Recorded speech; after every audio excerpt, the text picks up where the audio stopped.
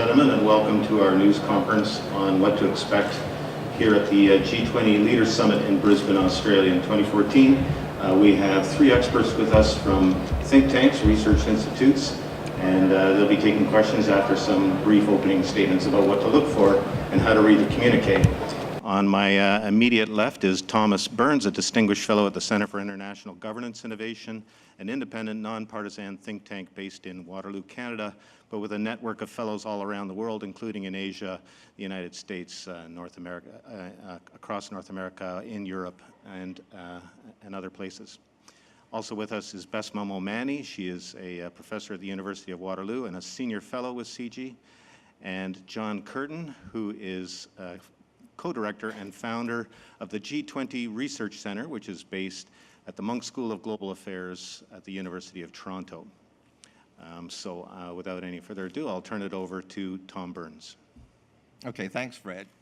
I was speaking to a reporter earlier this morning who said, do we really need help to understand a communique? Isn't it very straightforward? This is the first time I've attended one of these meetings. And I guess for those of us who have been around the game for a while, communiques are an art form, and sometimes they do need help in being interpreted.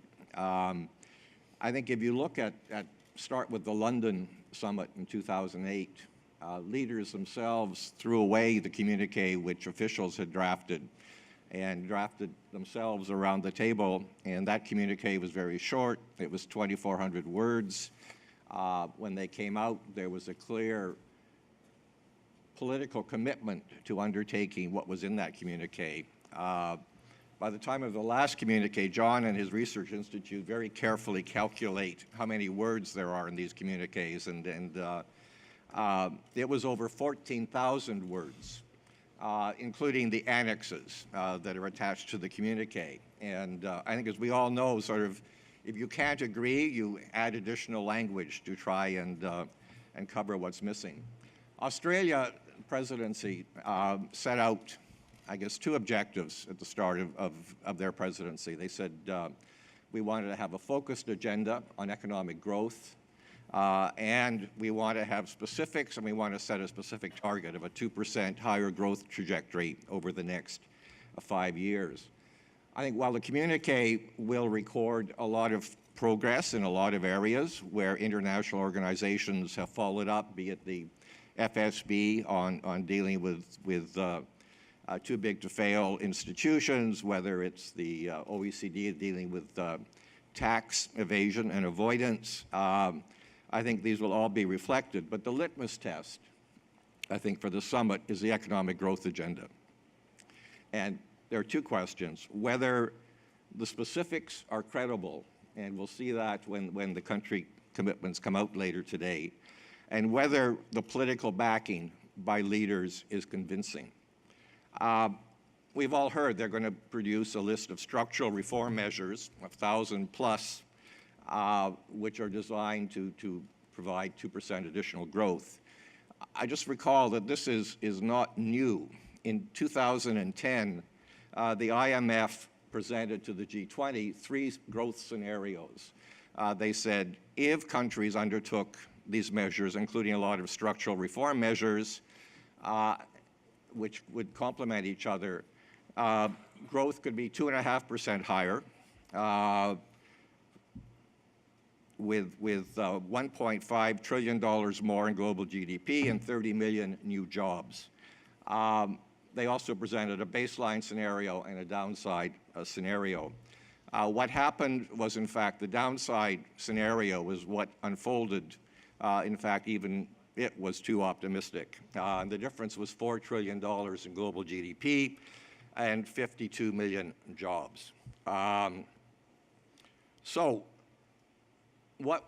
did that happen? Part of it was there was no commitment on the part of the political leadership to follow through. This was a nice report by a solid organization, but it didn't reflect the sort of political commitment we saw in London. So this time around, and I applaud the Australians for it, they said countries have to come up with the measures. We have to be specific.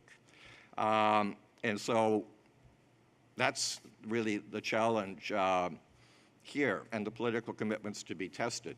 Now, structural reforms are very hard. I mean, we're dealing with sensitive domestic issues here. I mean, it can be Uber taxi in Berlin, in Frankfurt. It can be dairy agriculture protection in Canada. It can be opening Sunday shops in France. I mean, these are things that touch upon tough domestic political concerns. And which is why the IMF and the OECD, which have looked and examined these measures, said, yes, they can provide 2% additional growth if fully implemented. And I think that's the language to watch out for, if fully implemented. As I said, the commitment and the follow-through will be critical. And whether monitoring is put in place, whether there's a process by which countries will take remedial action, whether the leaders demonstrate the political strength of their convictions to deliver on this agenda. I think that's the critical test.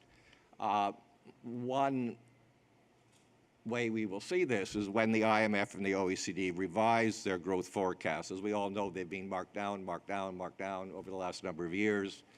When they turn around and say we are now revising them because there is effective implementation of these measures taking place, we'll know it's really biting. So, you know, bottom line, don't get carried away by the rhetoric. Hopefully the leaders will keep the rhetoric limited. Specifics of the measures they're committed to taking and demonstrating that political commitment will be the keys. Thank you. Thank you, Tom. We'll now take opening remarks from Besma Momani. Thank you.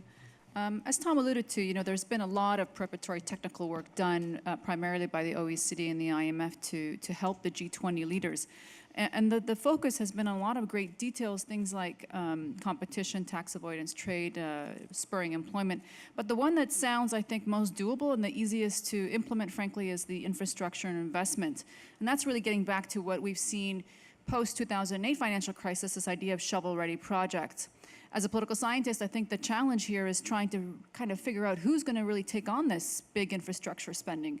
Looking at the political landscape, both in terms of the Americans now having dominated Republican Party Congresses, houses, I mean, are they going to be in the ready to build more bridges and roads to nowhere, as infamously said by much of the Tea Party? We have in the UK, Canada, Germany, and Australia governments that are on track to be really fiscal consolidators. They don't want to be spending at this moment. So there's a lot of pressure, I think, left on perhaps the Chinese and the Saudis, who are the sort of two countries in the G20 that I think can really at least claim to have really large coffers. The Chinese, of course, are very much afraid of inflation. I think many Western countries would like them to propose more in terms of spending on the rural side and many of the underdeveloped areas that China needs to really prompt up its infrastructure spending. But the challenge there again is for the Chinese, as many who follow China would know, their great fear of inflation really dominates much of the discussion there locally. And also the fact that corruption has been tied to much of these big development projects that are really taken over the countryside. And one of the key challenges for the Communist Party really is how to curb corruption with all these continued complaints from many of the local people. You know, I think what's interesting and what I think the Chinese will want to do is put on the agenda is the Asian Infrastructure Investment Bank, which I think is one opportunity to say that they've done a great deal in putting real hard money on the table. That I think will be something they'll want to flag. I don't know if the G20 communique will put that on the or put that in the communique itself. The history of these kinds of bilateral separate banks don't tend to be warmly greeted, let's say that, by many of the Western countries, thinking of the Asian Monetary Fund, thinking of even in the case more recently of the BRICS Bank.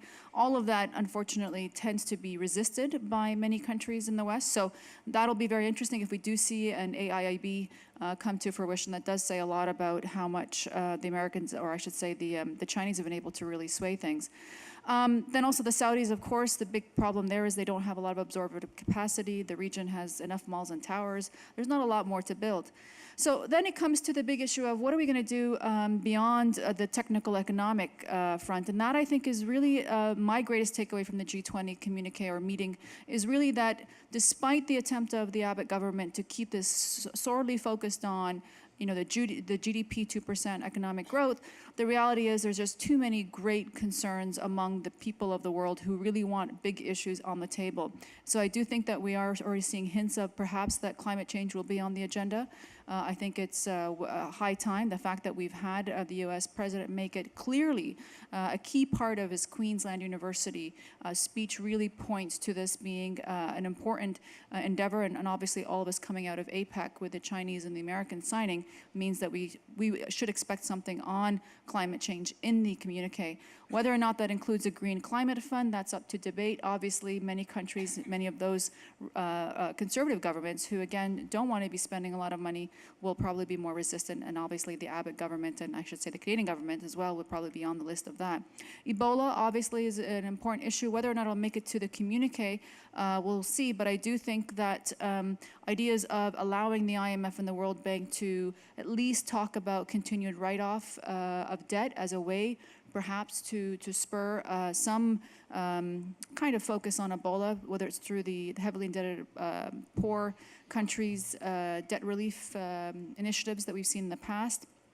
Tax avoidance is going to be, I think, top on the agenda. That's something that 95% of the countries in the world agree on. It's to no one's benefit to have corporations pay 1 to 2%. It's clearly going to be a top item issue, and short of small countries that promote tax havens, which are not in the G20, this is probably something where there's going to be some common ground.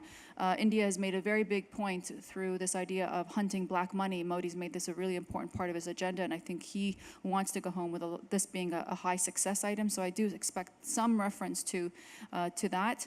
Obviously, there will be, I think, some reference to ISIS and fighting terrorism, which I think all G20 members agree on. If not ISIS by name, then talking about fighting terrorism is something that all agree on. Of course, the Americans and many of the Western countries, in response to Putin, will want to, and much of the sort of aggressive stance that the Russians have had towards Ukraine, may want to have something like sovereignty of states on the communique. That might fly, and I'm sure that Putin will take that and go home and say that meant Americans should stay out of Iraq and Syria. But nevertheless, some sort of reference to sovereignty of states is something that I'd expect. Thank you. Thank you very much, Besma. And now we have opening remarks from John Curtin of the G20 Research Group. Merci, bienvenue. How successful is the Brisbane Summit going to be when we see the results a few hours from now? And given the inevitable disappointments, how well will it set up the Turkish-hosted summit to be held in mid-November next year, and then the Chinese-hosted summit the year after that? Because as of December 1st, these are the three countries that come into the governing troika. On the first, the Brisbane Summit is going to be a summit of significant but selective success. Going to do well on the hardcore economic agenda that they focused on from the start, but do much less well on the bigger, broader agenda that most G20 summits have actively taken up and advanced routinely in the past. On each side of that, the hardcore economic issues, let me focus on a few late-minute additions, leaders, being real leaders, going beyond what those who work for them have done. I think the new momentum behind the commitment on female labor force participation, close the gender gap by 25% by 2025. I think that's an important advance. I think they'll get that one done as well. The other big surprise, which seems to have steam in its sails with President Xi in the lead, is corruption. Yeah, it's the third largest sector of the global economy. It's an important economic issue, but it's also an important political issue, an important security issue as well. They all go together, as they do when leaders alone have to govern back home. I am less optimistic about the famous 2% growth. When it was proudly proclaimed in February, it was 2% above the baseline then. That was 3.6% for the year we're in now. Well, now we know what the real baseline is. It's less. It's 3.3.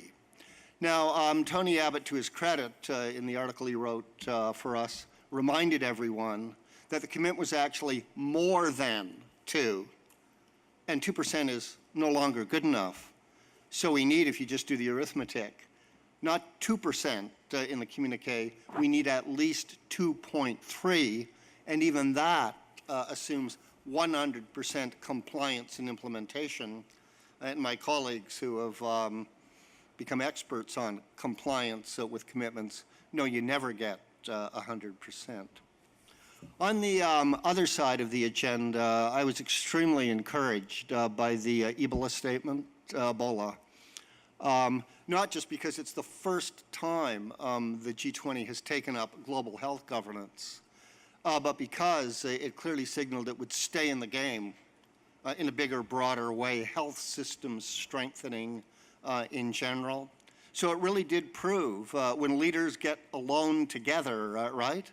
You can throw away the narrow economic playbook and do bigger, bolder things. The language of the communique is important. Yes, they said 5 times, we're dealing with Ebola in order to generate economic growth, growth.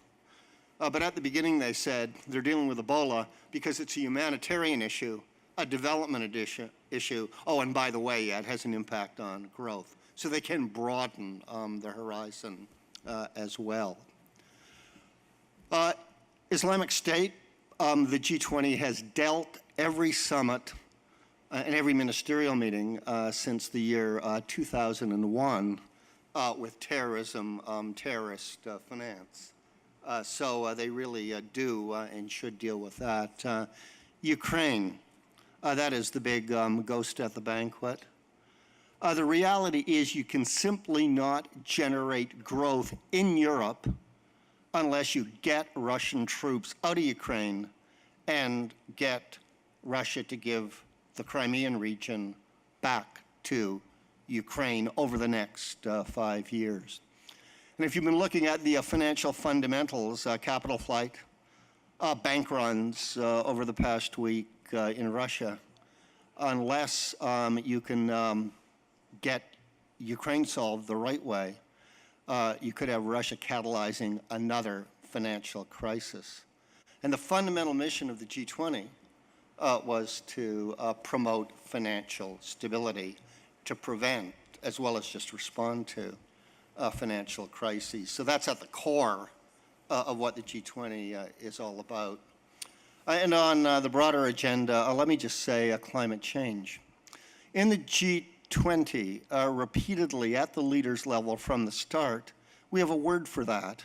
It's not CC, it's GG, it's green growth. That's green economic growth. It's been a core part of the economic agenda. So I'm looking to see in the communique if those words, green growth, reappear. Next year to Turkey, Prime Minister Davutoglu has laid out his priorities, a pledge to, yes, carry forward the built-in agenda. So good, Tony Abbott will have an afterlife as we go forward to probably Istanbul. But in outlining his priorities, he said, I'm going to get back to full-strength G20 governance. I'm going to do climate change. I'm going to do development, with a particular focus on the least developed countries. And remember here that the second core mission of the G20, the reason the institution was created and continue, is to make globalization work for the benefit of all. Not just the 1% at the top, but the 1% at the bottom, too. So we're getting back to the basics in Turkey next year.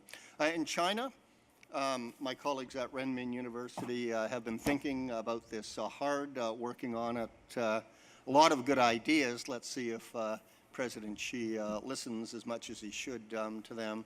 But at the moment, I'm encouraged. Clearly, the momentum behind corruption is Mr. Xi's priority back at home. Clearly, I think we see from the BRICS meeting here and other signs that China is indeed taking up its global responsibilities more innovatively, but as a full cooperative partner, not just of a G2 or G5 in the BRICS, but of the G20 as a whole. So I may have to downgrade my forecast by midnight when the communique comes out, but I suspect I'll be giving Brisbane a better grade once we see how Turkey and China give it a boost in the coming years. Thank you very much, John. So that is the overview from our three global policy experts on what to expect here at the Brisbane G20. I'm now going to open it up to questions. We have runners with handheld mics. They'll come to you, so if you could please wait for the mic. And please help me by stating your name and media affiliation. And so I'll start right here with this gentleman on the aisle. Andrew Thomas from Al Jazeera English. Could you just clear up the 2% figure? Because there seem to be a lot of people who say that it's 2% more growth. But if it's 2% of the growth already expected, that's very different to saying that the world's economy should be 2% bigger overall in 5 years' time. If you've got some numbers to put to that, I'd be grateful. All right, now who wants to take that one? And also, if you want to address your question to a specific person, please let me know. But Tom, do you want to start with that? I mean, the commitment was to increase the growth trajectory from the October 2013 IMF forecast by 2%. So that's, I don't have the numbers here with me, but that's, I'm sure it'll be in the documentation that comes out today, but it's enhancing the growth trajectory path by 2% from that October 2013 level. So even if it has gone down, economic growth, as John has noted, the baseline from October 2013, which was higher, it's 2% on top of that. So what they need to achieve is higher.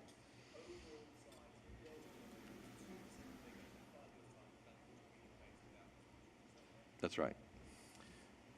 All right, who's next? Saw your hand up here in the front row.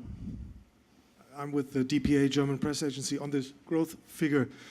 A lot of countries do have their own growth plans. So does it really need a G20 meeting to come up with a plan like that? Isn't it just the case that the countries just show what they're doing at home and try their best, and then in the end, the G20 can claim, oh, we did so much for the world economy? See, looking at Tom, so we'll start there.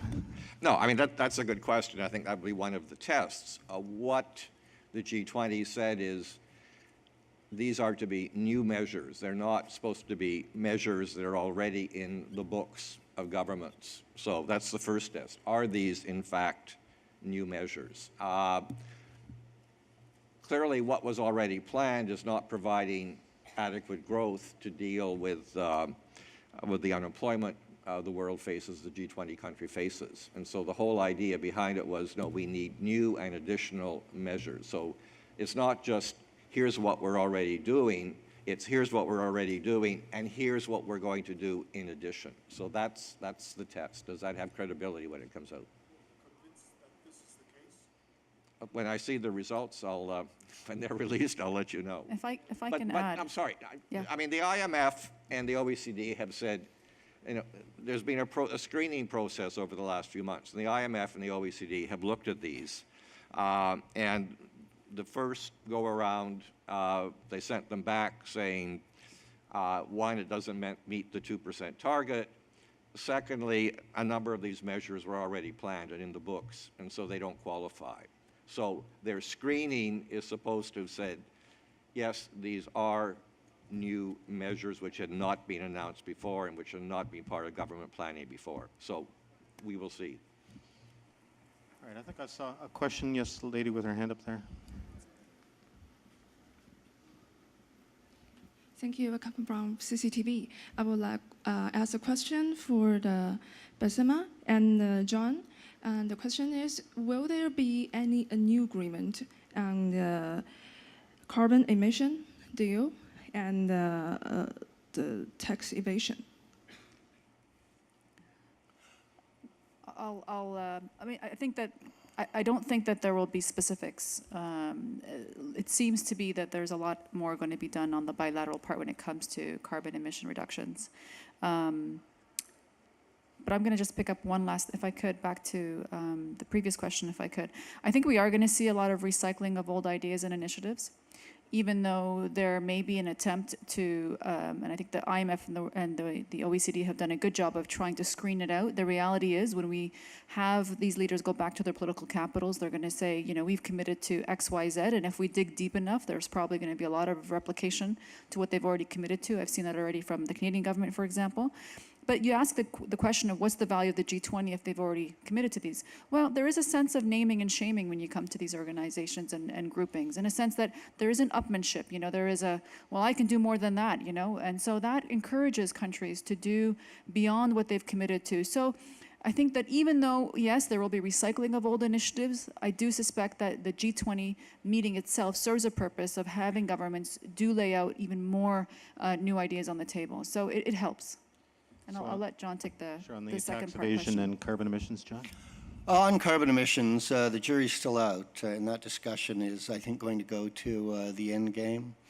Two possibilities. One is that Tony Abbott will reluctantly add a couple of sentences, maybe a paragraph, called climate change, in which they'll say little more than, we love the UN, we trust it, good on you at Lima, and then at the Paris conference.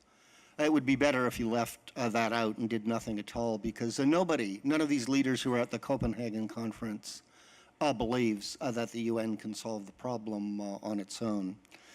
On the other side, he could at least do his summit, these leaders, what every summit since Pittsburgh 2009 has done, and repeat the commitment and say we're really going to implement it, just one that they've already agreed to, eliminate fossil fuel subsidies by the medium term.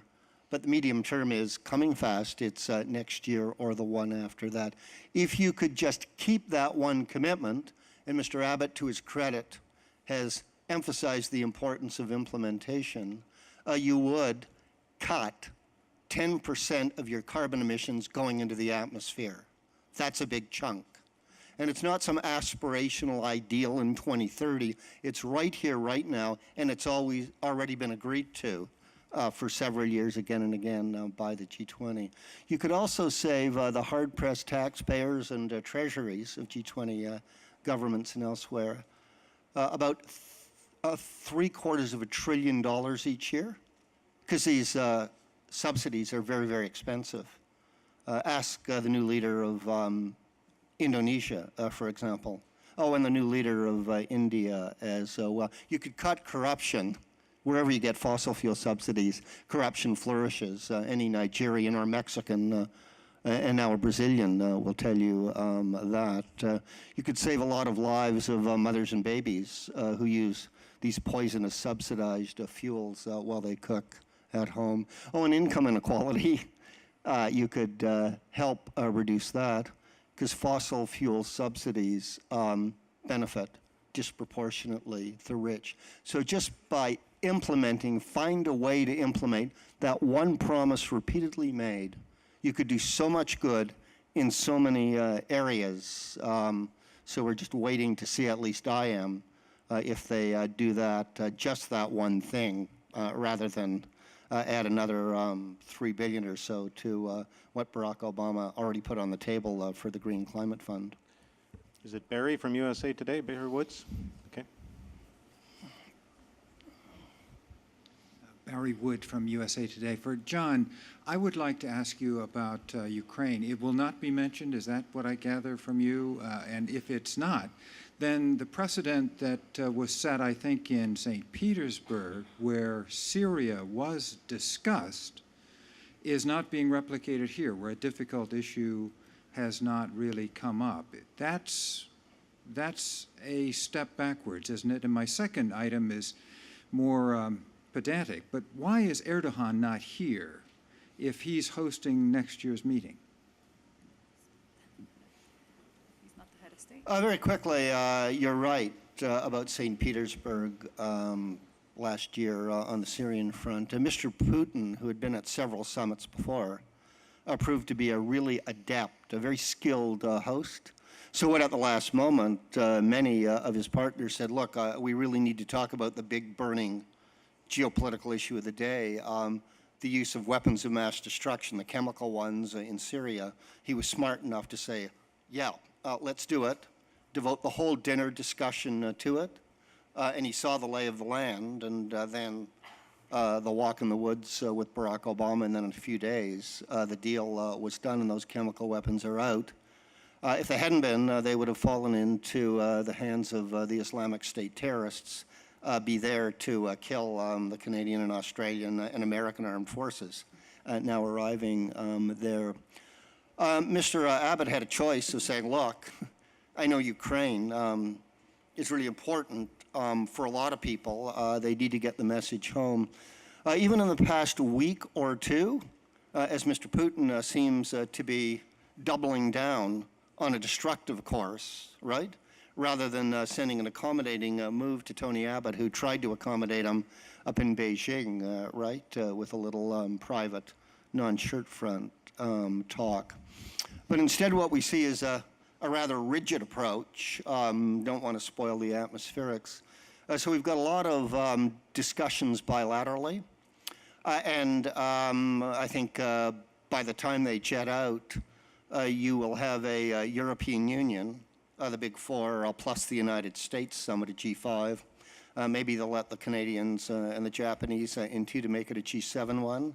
And they will get their act together, right? They will do more sanctions. Merkel has signaled that, right? Okay, well, what about Mr. Putin's support club in his own mind? What was really revealing about the BRICS communique is they deliberately decided not to say a single thing that could be construed in any way as a measure of support for Mr. Putin. So I think he's lost his BRICS buddies, and he's on a losing course. That's not the best way to solve it, right? Because it'll take time, I think, for him to realize it. And we may be closer to a new financial crisis out of Russia than that. 400 billion in foreign exchange reserves, even if all of them are in rising US dollars, that can melt down pretty quickly in today's interconnected world. But it's still time to do better. I guess the last session here is about the future. And again, when leaders are alone together, they can talk about anything they want. So Mr. Putin by then might be ready to have a dialogue where his part is not yet again a deep denial. So there's still a chance, right? But the clock is ticking on that. Let's do the where's Erdogan, and maybe Besma, do you want to talk about that? Well, I mean, Erdogan is no longer prime minister. He's now president, which is more of ceremonial. Of course, we know he really wields power, but Davutoglu is technically the prime minister, and he's here. Okay, next question. I see someone at the back of the aisle here. Lady in blue. Yes. Hi. Hi, Laura Milan from El País. Just on the tax evasions, it looks like Juncker wanted to push the automatic exchange of tax rulings into the communique. So what's your take on that? And more in general in tax evasion, what are you expecting to see? Any specifics given the last media informations on Luxembourg's and LuxLeaks? Who'd like to take that? John, go ahead. Well, I can certainly understand why anyone from Luxembourg would like to now be seen to be in the lead on the tax evasion front. Automatic exchange is now broadly accepted. It's not politically contentious. So I think clearly automatic exchange will be in the communique.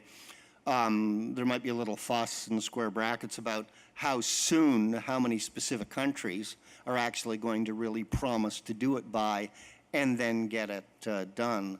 But of all of the big tax havens that have really caused the problem, and we start in Europe, and in the English challenge, right? They've already turned the tide. They've realized that their economic future is no longer here. I think the tough politics are going to come on beneficial ownership. Who really owns the company and who really is behind its business activities, and transparency on that, public registries, so everyone can see. That would do a lot to create market efficiency, as well as tax justice, as well as control any laundering and terrorist finance. So that's another win-win-win. And I do think that there is enough momentum behind the tax justice agenda that I'd be fairly optimistic. Certainly, you know, the first 7 steps of the OECD program, but real momentum, so we can be sure by the time we get to Turkey that the next 8 will already be done. Okay, let's go over here. Pavel Vanishkin, Tass News Agency, the Russian one. I've got a question to anybody who would like to answer. It's about the G20 status, or if quote you say about G20 credibility. You know, in July G20 trade ministers meeting, they issued a statement and they called for the liberalization of the world trade. Basically, at the same time, some countries imposed sanctions against Russia. Russia tried to retaliate with the sanctions.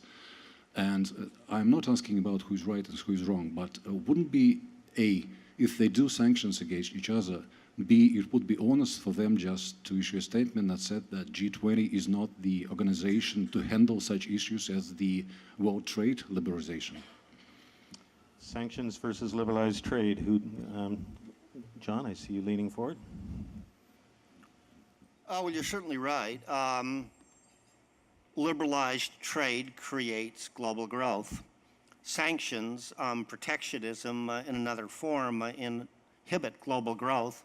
And we're feeling that in Germany, both its eastern and western parts, and in Poland, and in the Baltic countries, and above all in Russia now, because it's unleashed this spiral of sanctions versus sanctions. I guess it would be easier if you were a trade policy purist to just say we're all going to take them off right away. But of course, then the question is, why were those sanctions imposed in the first place? So here I think we do have to get to the root causes of it. And certainly outside of Russia, we have observed the Russian Federation imposing protectionist measures, right, for some years now. Several years ago, when we went yet again to Moscow, we found that we could suddenly no longer buy Georgian wines there. Apparently, something had happened to them, so the health and safety standards of the Russian Federation were not being met. And then, of course, countries outside the Russian Federation can always, for political or other reasons, do similar things. On trade policy in general, it is possible to do better. This takes us back to an earlier question. There's at least one member country of the G20 that, in the face of the worst recession since the Great Depression, unilaterally cut its tariffs, its import tariffs, 3 times in a row to produce free trade on the import side in the entire manufacturing sector. That was Canada, led by Mr. Harper, right? So you can, at times, do it unilaterally for your own good. But an economics textbook that mentions the word spillovers know that, let's call it concerted unilateralism, right? I do it, you do it at the same time. And because the spillovers, we're both better off, and so are our neighbors too. So I think doing the 1,000 liberalizations, if you will, or the trade liberalization components of the 1,000 commitments all together, bundled together, is the best way to do it. So we're really looking for Australia to actually remove its restrictions on coastal shipping so it'll be easier for Australians to buy cheaper food. Okay, first we'll go here, and then we're going to go back there. So, fellow in the light blue shirt. Niall Coburn from Reuters. I just want to ask you, in relation, to tax evasion, it's been addressed in a very simple way, in the sense of, on the one hand, that you've mentioned just before, you've got the automatic exchange of information. But what they seem to be saying is it's in relation to the corporate tax effectiveness, where if you have a corporate, you should pay the tax where you make the money. The trouble is, and this is what I'm asking you about, is that we live in a world with international legal advice, legal structures, which have been in place for quite some time. And I just think that it's going to be a very hard hill to climb to implement, such what I think is a very simple idea when you look at the international complexities involved. Go ahead, Tom, do you want to tackle this? Or Start, but I think your point's very valid. I think what's being tackled right now is the easy part of it, which is increased transparency, automatic exchange of information. The problem, as you say, is structures have changed, tax laws have not changed to keep up with that. And when you have companies operating around the world as they do today, we're going to need to have developed rules of the game that countries agree to that can then be imposed. And we're not there yet. I mean, some have suggested we really need a world tax body or authority that would provide a forum by which countries could discuss first and then negotiate what the appropriate rules would be. Until we get that point, you're going to have countries either trying to impose their own views or confronting a situation where they're powerless to act. But so I think what has been done is important. It's a first step, but there's a much bigger step that has to come. I would just add that what's interesting here is that tax avoidance is completely legal, right? I mean, they're using the actual legal and accounting standards that have been set, and they're playing by the book. The reality is, as Tom said, we need to change the rules of the book completely.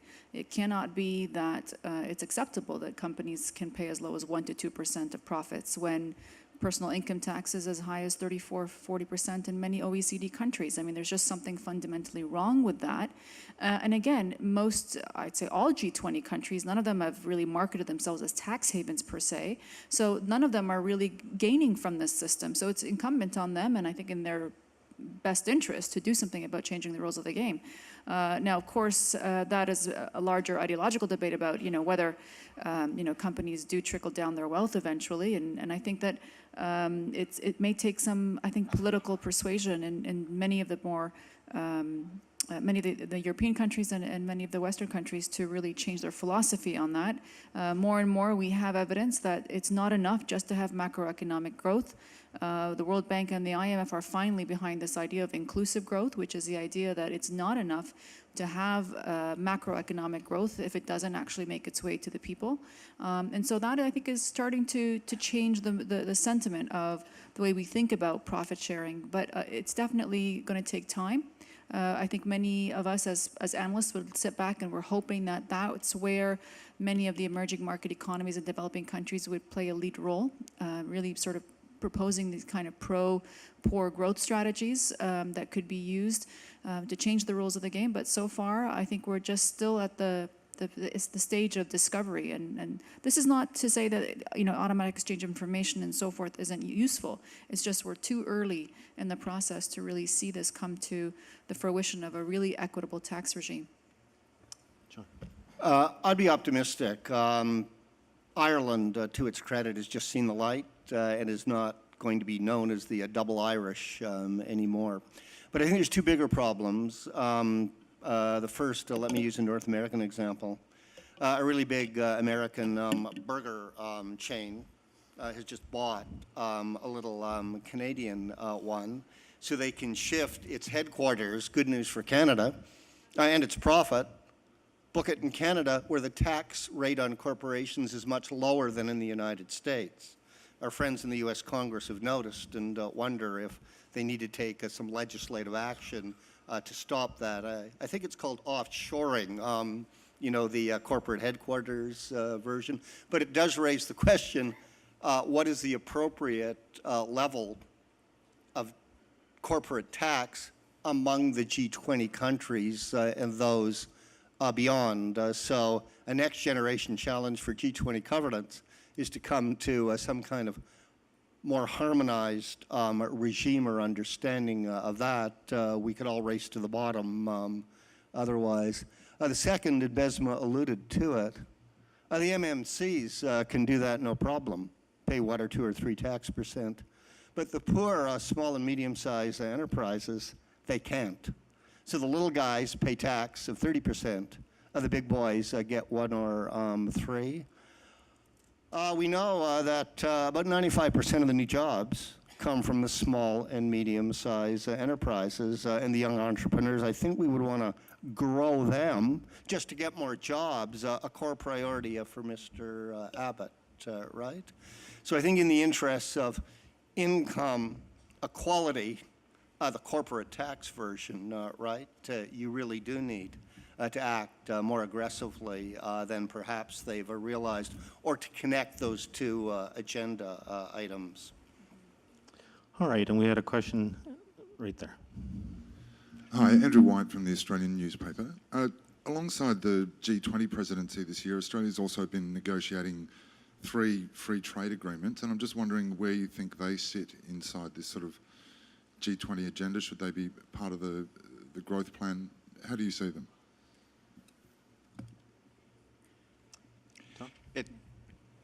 I mean, I think the whole question of trade liberalization is one which the G20 has not come to grips with. Of course, if you go back through all the communiques, every year there's a strong statement that's saying we encourage the conclusion of the Doha development round, we support implementation of the Bali Agreement. As we know, you know, that was agreed a year ago. It got thrown off by India. The U.S. and India have come to a deal which would allow India to agree to it going ahead by the United States declaring a truce for a specified time frame. We'll see where the other G20 countries are on that. But I guess it's a positive development, but we're just going back to where we were a year ago. We've really not moved the yardstick. The broader question is how do all of these plurilateral, bilateral trade agreements fit into a global trading system? And like a number of observers have noted that this is a growing problem, that the plethora of rules associated with each of these agreements, in fact, may be trade impeding rather than trade enhancing. And there's a need to come to grips with it. And the G20, the WTO certainly is not coming to grips with it yet, even though technically every agreement has to be submitted to the WTO for approval. They've never rejected one. But the G20 hasn't come to the rhetoric is there, but the practical reality of what do we really mean is not there, because the domestic politics of bilateral and plurilateral agreement seems to be more convenient for the moment. John, you want to weigh in? Very quickly, on the trade agenda of the G20, one of the most impressive things Mr. Abbott did, to be commended it, is when he came to his trade objectives, he did not say, number one, we're finally going to get Doha done by this year or that year or by whatever. I think he recognized reality. It's pretty clear that this is a parrot that is really dead. He's going to say, I'm going to take real trade liberalization right here, right now, unilateral, bilateral, plurilateral, and we Canadians, you know, it warmed our hearts. So did our friends in the European Union. We've just concluded our big deal with the European Union, the largest marketplace in the world. So we look with envy because Andrew Robb, really impressively, he's got his with Japan. We don't yet, right? And China, I think that's going to be announced, right? The big comer. So I think this is one of the areas in which we can all be really inspired by Australian leadership, because they're not just talking the talk in the communique. They're really walking it, or I would say running with it ahead of the rest of the group. I hope it will inspire Barack Obama and his new Congress to actually get their deal with the European Union done. And once we've got things all together across the Atlantic, we can look across the Pacific, and not just at the TPP, right? But the TPP with, maybe China, Korea, right? There's others who would like to join. That's what the B20 says we ought to do, and I think we need to listen more to them on that. All right, I'd like to take a question from Wang Wen of the Chongyang Institute for Financial Studies at Renmin University. Thank you, Fred. I have questions to John and Tom. And as a think tank scholar in China, we did a lot for the G20 host in China. But the problem is China, yes, now, yesterday we have the host. But the problem is in the coming 2 years, China, government or as well as those think tank or society will very busy for prepare for the summit.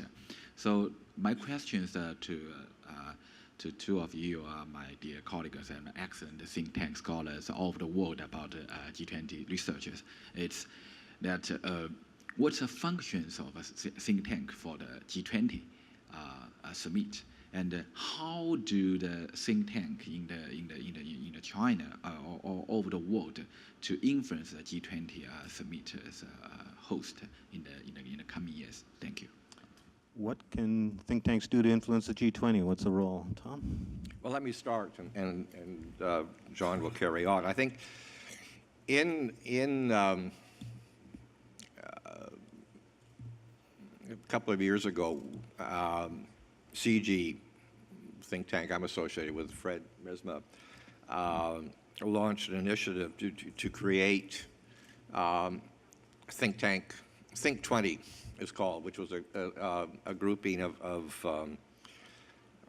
think tanks around the world which were doing research on issues either which are currently subject to the agenda of the G20 or which people argue should be, such as climate change. We were, and this grew out of an informal grouping of think tanks that CG had constructed before, where informally we were providing information. I guess at the Mexican summit in Los Cabos was the first time during that year where the Mexicans actually moved to formalize the process and created a formal Think 20 where representatives from think tanks in each of the G20 countries came and met during the course of the year and provided the results of the outputs from their research to suggest agenda items or ways of approaching issues. That was then further pursued during the Russian presidency and again this year during the Australian presidency. So it's an attempt to draw out the best of what other what think tanks are doing, and it's part of a broader process of, the Australians use the term engagement groups, but it's a way to tap into the broader community and to get ideas. So I think it's now firmly entrenched within the G20 broader network. So the question, clearly is how do think tanks, and obviously there are a number of think tanks in each country, so how do they mobilize together to ensure that there is the broadest possible representation? But John, you may want to add. Let me just highlight two. We would not have had a G20 summit back in the autumn of 2008 had it not been for 5 causes. But one of those causes was the good work one think tank did in the years before 2004 in making the case throughout the G20 countries, including importantly in George Bush's United States, that you really did need to raise the ministerial G20 up to the leaders' level. So in that crisis-ridden moment, the analytic case had been made, and it was the G20 that got the nod to cope with it. And George Bush, who had been the last holdout, right, said not only I'm going to choose the G20, but I want to host it as well. By the way, the think tank that was in the lead on that is, and I'm not affiliated with it, it was CG, right? Tom was, and others are. Those are just the facts. Secondly, flash forward to London, 2009, widely acknowledged to be, and properly, the most successful summit of all time, in part because of that stunning announcement, $1.1 trillion in new money, right? That was the headline, including about a quarter of it in special drawing rights at the IMF. Well, whose bright idea was that, of course, we asked. Tough to figure out, because all good ideas, you know, have far more parents than one would ever have known before. But two stand out. One, of course, was the government of China, and it's a real important step in China's leadership in G20 governance. The Chinese central bank governor, right, went public with it. And that signaled to everybody that China was on board, right? That really helped. But the other, at an earlier stage, was a small group of think tanks meeting in London with some wise folk. CG was there, but so was an American think tanker who was also a very influential person in the U.S. Treasury, right? And their inner and outer system, you know, think tankers, 1 year assistant Treasury secretaries the other year. So they were the ones that made the analytic case for it, but also convinced the U.S. Treasury Secretary right to go for it, the SDRs. So Tom may add another few names, but I think it's Ted Truman of the Peterson Institute, which is the one we'll have to disclose in the interest of transparency on that one. So think tankers have done a lot, not just at the margins, right, but at the core of G20 summit level governance. And that's a very high standard, so we're counting. We have high expectations for China's year as host. We have time for one more quick question, and I just want to point out that all of these experts are available here throughout the day, including after the communique comes out, and their contact information is on the news releases that I have here in front of me or that was issued earlier. So if you want to follow up with any of John, Bessman, Tom, you can do so at any time this afternoon. I'd like to recognize the fellow at the back there for the last question. I'd like to ask anyone who could give me explanation.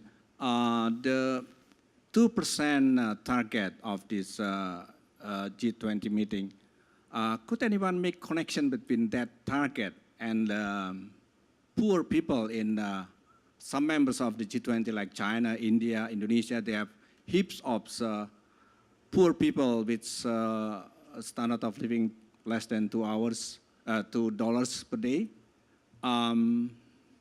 In other words, what does it mean for them, this result, if you can say result of the G20 meeting? Thank you. Thanks. And if you wouldn't mind just stating your name and affiliation. Oh, sorry, Hari Baskara from Kompas, Indonesia. Thank you very much, Indonesia. So the 2% and what it means for equality.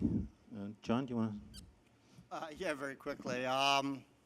Core mission of the G20 is to make globalization, including global growth, work for the benefit of all, everyone.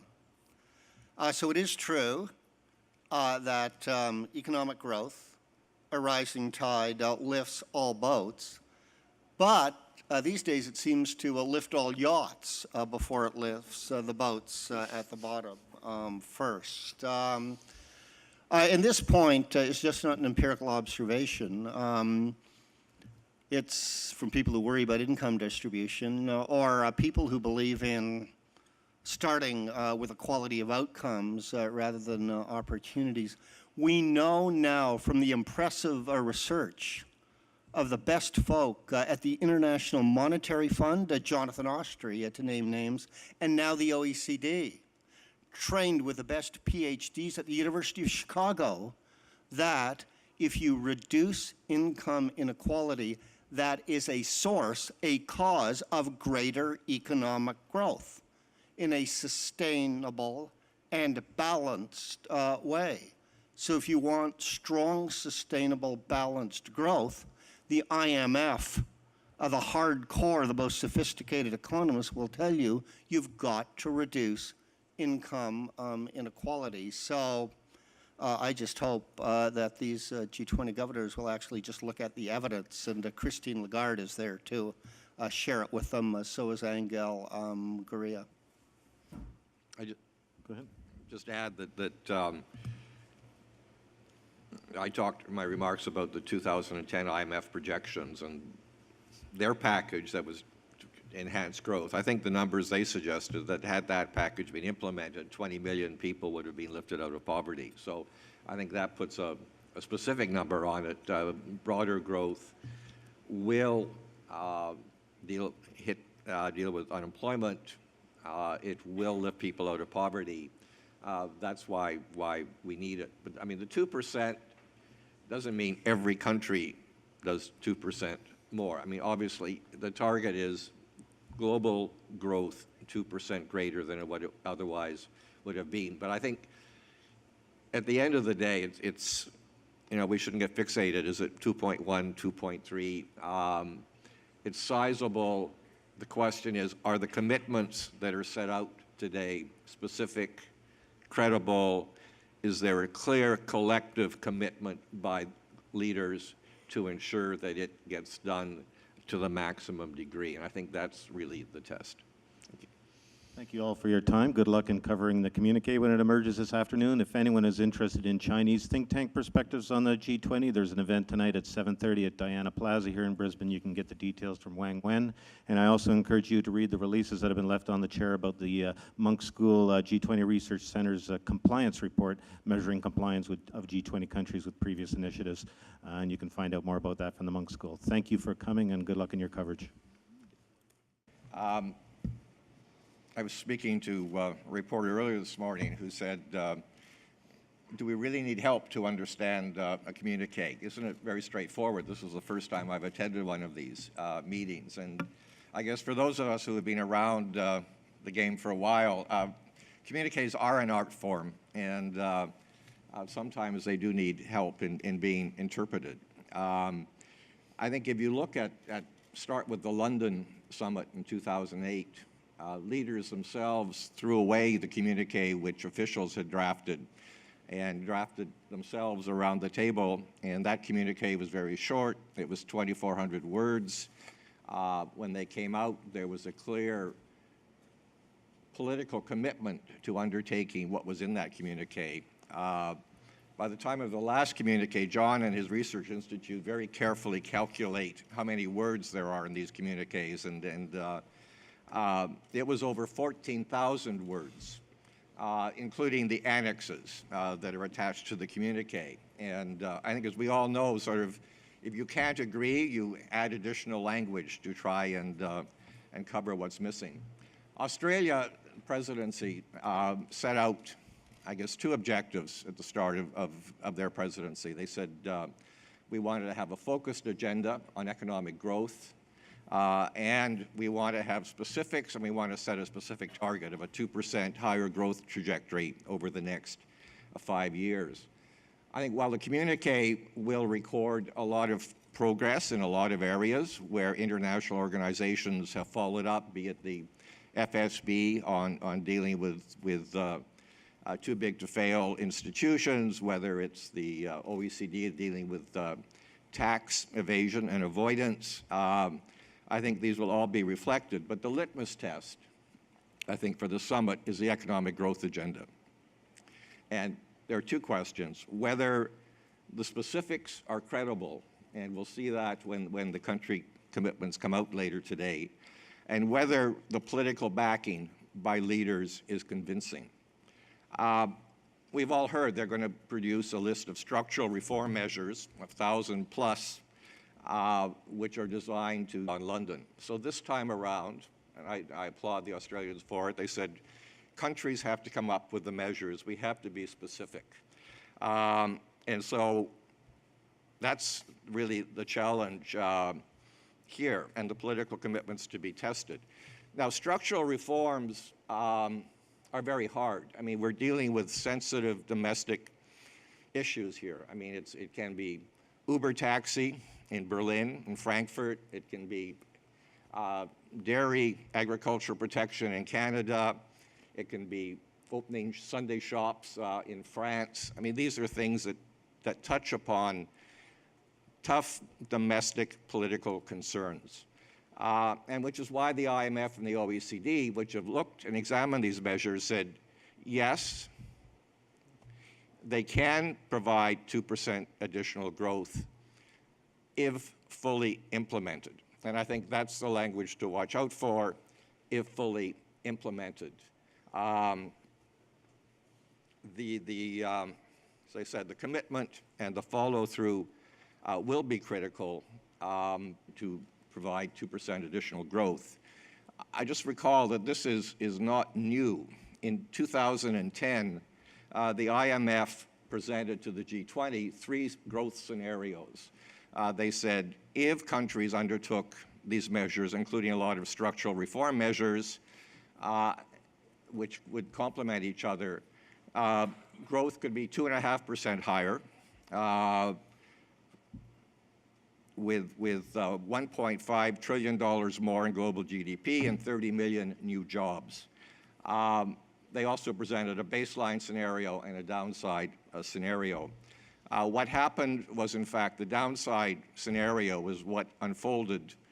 In fact, even it was too optimistic. And the difference was $4 trillion in global GDP and 52 million jobs. Why did that happen? Part of it was there was no commitment on the part of the political leadership to follow through. This was a nice report by a solid organization, but it didn't reflect the sort of political commitment we saw.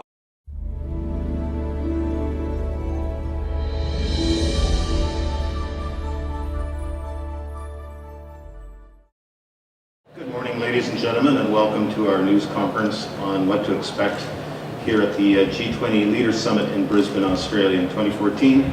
We have 3 experts with us from think tanks, research institutes, and they'll be taking questions after some brief opening statements about what to look for and how to read the communique. On my immediate left is Thomas Burns, a distinguished fellow at the Centre for International Governance Innovation, an independent, nonpartisan think tank based in Waterloo, Canada, but with a network of fellows all around the world, including in Asia, the United States, North America, across North America, in Europe, and other places. Also with us is Besma Momani. She is a professor at the University of Waterloo and a senior fellow with CG. And John Curtin, who is co-director and founder of the G20 Research Centre, which is based at the Munk School of Global Affairs at the University of Toronto. Without any further ado, I'll turn it over to Tom Burns. Okay, thanks, Fred.